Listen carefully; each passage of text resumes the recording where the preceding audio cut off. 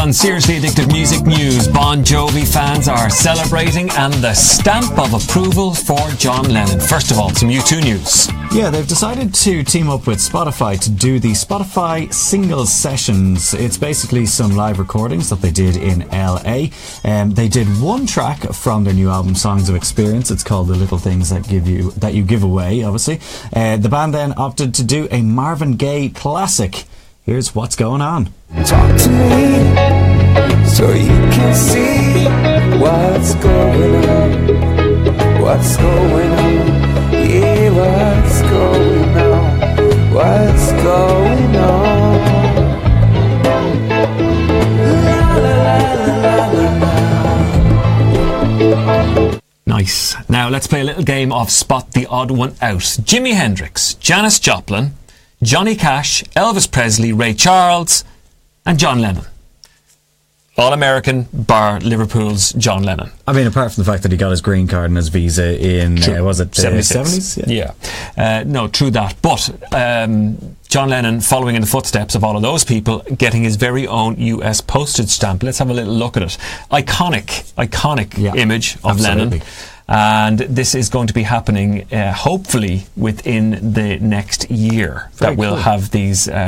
maybe we'll be receiving mail with these on them. How cool, That right? would be very cool. Yeah, it would be, right? I like that. Yeah. Now, CBeebies are not going to be doing any more of these. CBeebies Bedtime Story. Hey, I'm Joshua, and this is my dragon, Snoop Bob Meatball.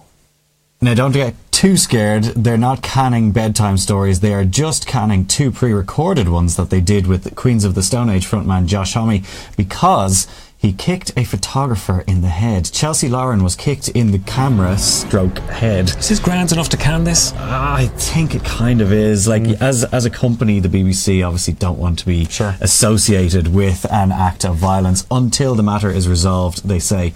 He has apologised twice, one not very sincere, and then the second one a kind of sincere apology as well. So hopefully it gets resolved fairly soon anyway. Now, what have Ballina and In Excess got in common? Well, it's not Ballina in Ireland, it's Ballina in New South Wales.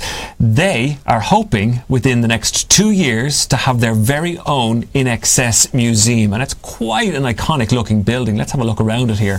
You'll see that the building is shaped in the letters of the band, INXS. Very cool. And Ballina and In Excess, what do they have in common? Not much. Nothing. Yeah. Absolutely nothing, No. being a Sydney band. But Ballina deciding, let's put ourselves on the map. Yeah, why not? Like, I mean, there's not really much else there, is there? Not really. So, yeah, best of luck to It's them. close to Byron Bay, which is great. Yeah. You It'll know? be a tourist attraction, right? Yeah. Now, let's move on to some Bon Jovi news, because it is about time. Well, that's what John Bon Jovi says. They are going to be inducted into the Rock and Roll Hall of Fame next year, alongside the likes of Nina Simone, The Cars, The Moody Blues and Dire Straits. This is what John had to say himself. Hey everybody, just want to say hi, wish you all a happy holiday, and oh yeah, by the way, thank you.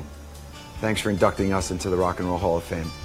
Long time coming, but it's finally here. We'll see you guys in Cleveland. Thanks for all the memories and all the history we continue to make together. Now, of course, with the rock and roll nomination and with an induction, is that the right word? Induction, thanks. You'd wonder, was Richie Sambora going to be there? That's the big question. And it turns out he will be. That's it for Seriously Addictive Music News today. Thank you for watching. We'll have more very soon on nova.ie. Radio Nova.